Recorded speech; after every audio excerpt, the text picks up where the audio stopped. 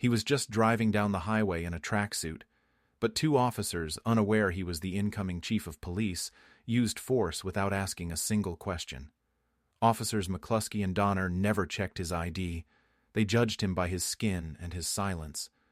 But James Hart had a quiet plan, and when the truth came out, it shook the entire department. Just wait until you hear how this powerful story unfolds, and why, in the end, justice didn't just speak, it roared.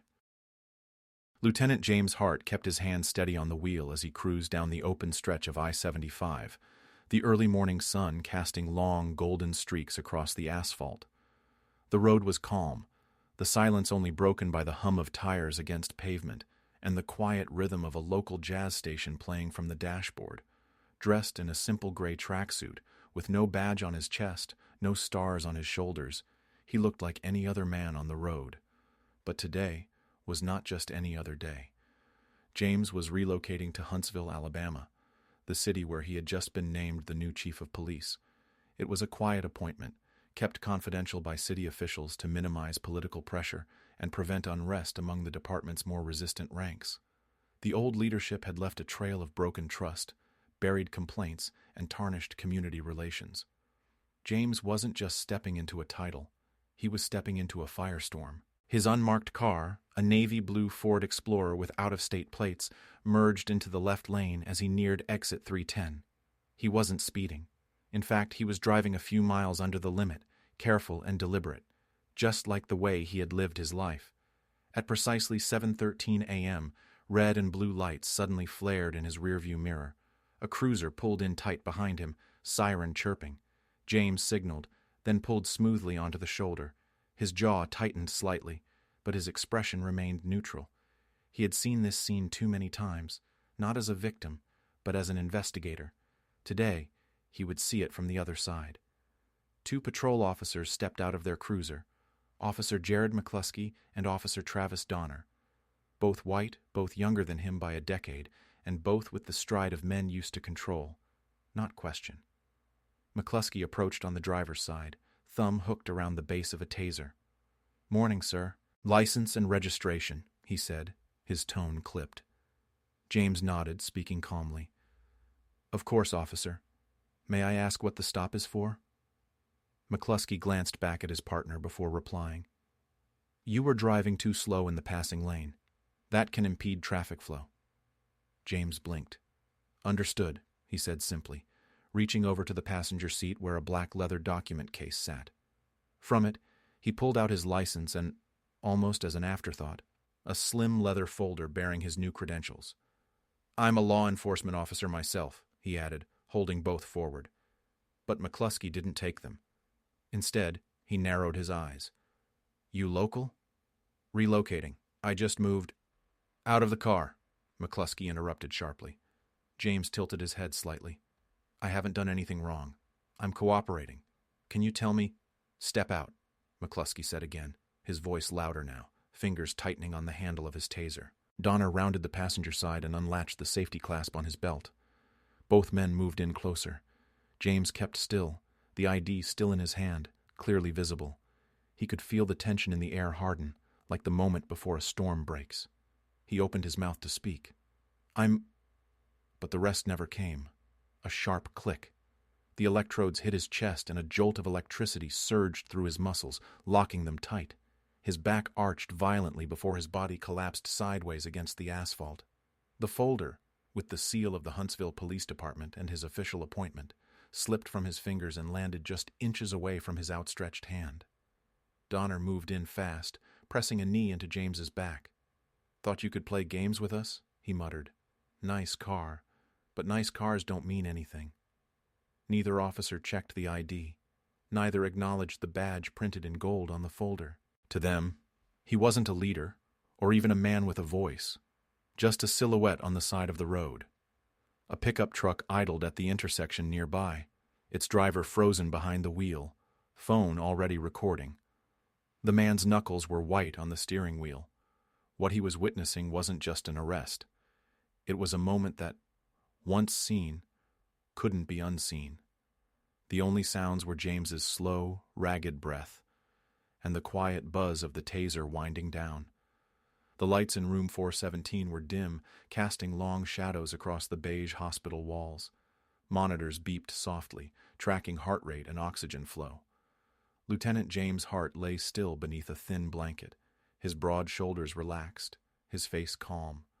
No protests, no demands, no outward sign of fury. Only silence.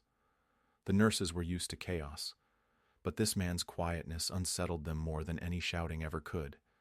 He had introduced himself only as James. No titles, no context. But one nurse, Carla Jennings, couldn't shake the feeling she'd seen him before. That deep-set gaze, the calm cadence of his voice, the presence. Then she remembered. The Reform Summit in Atlanta last October. The man who stood on stage, wearing his decorated blues, and spoke not with anger, but with conviction. He had said, "Leadership doesn't live in rank. It lives in the choices we make when nobody is looking." Her breath caught. She stepped out of the room and called City Hall. By the time Mayor Sarah Nash arrived, the automatic doors had barely closed behind her before she was striding down the corridor, heels clicking with urgency. The staff parted like waves, aware that something important, something irreversible, had just occurred. She entered the room without knocking. "Why didn't you tell anyone?" she said breathlessly, eyes scanning his face for answers. "They didn't know who you were." James looked at her calmly, his voice firm but soft. "Exactly. That's the point." She blinked. "I don't understand." "I didn't want them to treat me differently," he replied. "I needed to see how they treat people when no one's watching. And they showed me." The weight of that truth hung in the room like a fog. Sarah sat down slowly at the edge of the bed, her expression shifting from shock to something quieter, a realization. She looked at the man before her, not just as an appointee, but as a mirror the city would soon be forced to look into. Outside those hospital walls, the story was already moving. A bystander's video, recorded from a parked pickup truck at the intersection, had hit the internet like a match in dry grass. There was no sensational commentary, no narration, just images. The silence of James's restraint spoke louder than any caption. In a matter of hours, thousands had viewed it. By evening, it was climbing into the millions. But what stunned people most wasn't the force used on him. Sadly, that was familiar. What stunned them was his silence. No lawsuits, no press conference, no call for resignations. James Hart had said nothing publicly, and that silence was deafening. He was waiting for the right moment, waiting for the city to see with its own eyes not just what had been done to him, but who he was. Meanwhile, back at the precinct, Officers McCluskey and Donner continued business as usual. They typed up the incident report the way they always had.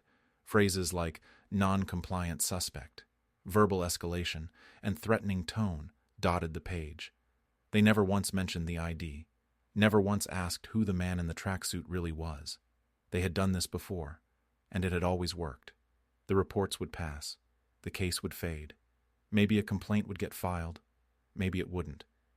And even if it did, it wouldn't stick. But this time was different. Because the man on the ground wasn't anonymous. Because this time, the truth had a name. And that name was about to be spoken on every screen in Alabama. The council chamber of Huntsville's City Hall had never held this much tension in its air. By noon, it was standing room only. Cameras lined the back wall, their red lights blinking steadily. Reporters adjusted microphones, community leaders checked their phones, and family members clutched photographs of loved ones, sons, daughters, brothers, each lost in a past encounter that had never been fully answered for. On one side sat civil rights advocates, on the other, uniformed officers from the department, watching with unreadable expressions. The public wanted answers. The department wanted control. And into that divided room, James Hart stepped, silent, centered, and unshaken. He wore the dark blue dress uniform of the Huntsville Police Department, crisp and dignified. His shoulders were squared, his chin level. As he passed through the double doors, all heads turned. The buzz dulled. Even before a word was spoken, people sensed the moment had arrived. Two figures in the crowd stiffened. Officers Jared McCluskey and Travis Donner stood near the back, still in full uniform, their badges gleaming under the overhead lights. McCluskey's brow furrowed, his jaw tight. Donner took a small, reflexive step backward. The recognition hit them, sharp, undeniable. The man they had confronted on the roadside, the man they had assumed had no power, was now standing at the front of the chamber, about to be introduced as their commanding officer. The room fell into hushed anticipation as Mayor Sarah Nash approached the podium. Her voice rang out with solemnity. Today is more than a change in leadership. It is a declaration of direction. Let me introduce not just the man who will lead our department, but the man who has already led us by example, the new chief of police for the city of Huntsville, James Hart. The room erupted into applause. Some rose to their feet. Others simply clapped with quiet reverence, moved not by politics, but by what this moment had come to represent. James stepped forward, paused at the podium, and raised his hand gently. The applause faded, replaced by an attentive silence. His voice, calm and unwavering, cut through the room.